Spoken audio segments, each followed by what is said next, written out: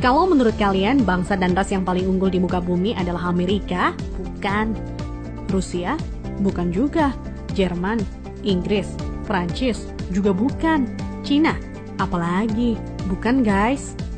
Menurut ahli DNA dari Oxford University, Stephen Oppenheimer, pada acara bedah bukunya berjudul Eden in the East, Surga di Timur, bahwa induk peradaban manusia modern bukan berasal dari Mesir, bukan dari Mediterania, dan tidak juga dari Mesopotamia, bukan pula dari Barat apalagi Cina, tetapi peradaban manusia modern justru dari Indonesia.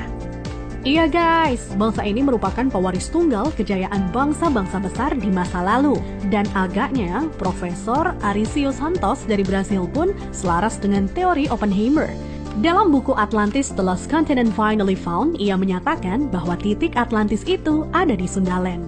Jadi guys, kita tidak pantas bersikap kerdil dengan memelihara sindrom inferior akut alias rasa minder terhadap bangsa luar.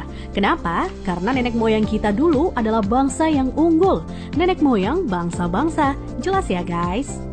Lantas, kenapa ada sejarawan menyebut bahwa nenek moyang kita itu tidak beradab, bodoh, penyembah berhala? Itu faktor penjajahan atau kolonisasi guys, yakni pembodohan, pengaburan, dan pembengkokan sejarah oleh kaum penjajah. Menurut Juri Lina dalam buku Architect of Deception, Secret of Freemasonry, ada 3 cara melemahkan dan menjajah suatu negeri. Pertama, kaburkan sejarahnya. Kedua, hancurkan bukti-bukti sejarah bangsa itu hingga tidak bisa lagi diteliti dan dibuktikan kebenarannya.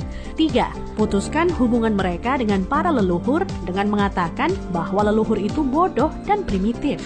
Guys, sejarah Nusantara ini dibikin oleh kaum penjajah seolah-olah hanya dimulai dari era kemerdekaan atau paling jauh di era Raja-Raja Nusantara dulu versi penjajah. Tahu nggak sih guys, ribuan tahun lalu Nusantara terbagi dalam 3 era loh. Era pertama disebut era Wangsa Keling. Wangsa artinya bangsa, sedang Keling artinya kuat. Jadi Wangsa Keling maksudnya adalah bangsa yang kuat. Konon di era ini, leluhur kita berekspansi hingga Kamboja, Vietnam atau Indochina, Thailand, Burma, Sri Lanka, India, sampai ke Madagaskar. Raja yang terkenal bernama Shailendra. Tulisan yang dipakai adalah huruf Talawa, di mana modelnya menyerupai huruf Mesir kuno dan Israel.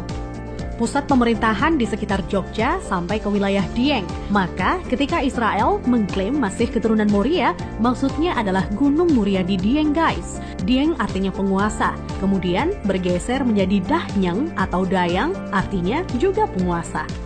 Setelah Wangsa Keling menghilang, ditengarai munculnya situs Dieng maupun Candi Borobudur. Nah, habisnya era Wangsa Keling ditandai dengan bangunan Bako atau Baki, yang artinya kuburan atau berakhir, dan ditandai dengan berdirinya Candi Boko atau Bako. Era selanjutnya adalah era Medang Kamulyan. Medang artinya kemajuan dan Kamulyan artinya kemuliaan atau kejayaan. Bahwa Medang Kamulyan zaman kemajuan terutama bidang keagamaan. Agama lebih dititik beratkan dalam sistem pendidikan terpadu mulai dari lingkup kecil hingga besar. Rajanya yang terkenal adalah Ratu Boko. Di era itu merupakan cikal bakal munculnya huruf Sangsekerta yang dikenal oleh Aji Saka. Aji artinya sesuatu yang dihormati dan Saka artinya penyangga, caga atau tiang. Nah, tiang jika bergeser ke Cina menjadi Tian atau Tuhan. Jadi guys, Aji Saka artinya sesuatu yang dihormati karena Tuhannya atau segala sesuatu yang mengacu pada Tuhan yang sangat dihormati. Kemudian huruf-huruf tadi akhirnya menjadi bahasa Sangsekerta. Jadi guys, Sangsekerta itu asli berasal dari bumi Nusantara atau Indonesia, bukan dari India. Kenapa? Di India tidak ada kata-kata sang.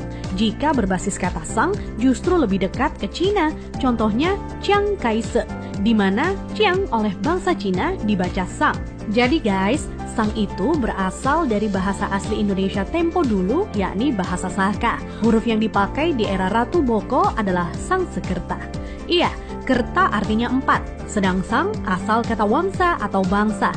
Jadi, Sangsekerta itu 4 bangsa yang meliputi antara lain, pertama, bangsa Qin yang meliputi bangsa Cina sendiri, Vietnam, Laos, dan Kamboja.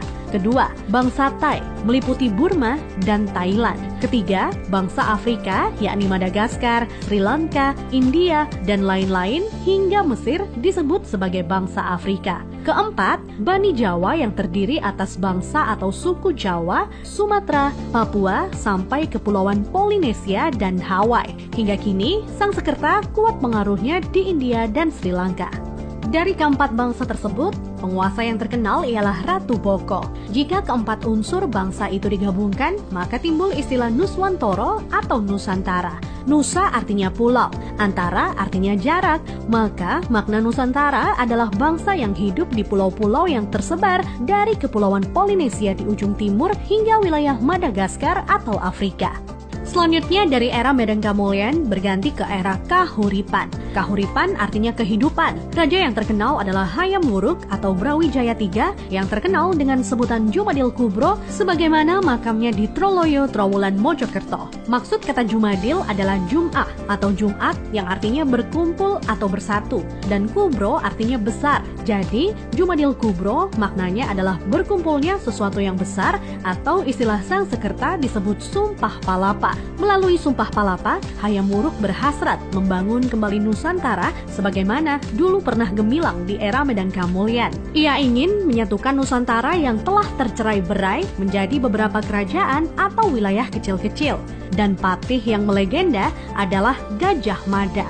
Nah, hal yang tidak tercatat atau dihilangkan oleh sejarah modern ialah guratan atau ukiran pada batu sumpah palapahnya Gajah Mada yang ternyata berlafadzkan La ilaha illallah, tiada Tuhan kecuali Allah. Itulah guys catatan yang hilang dari sejarah leluhur kita yang menurut Arisio Santos. Leluhur kita merupakan nenek moyang bangsa-bangsa. Thanks to watching.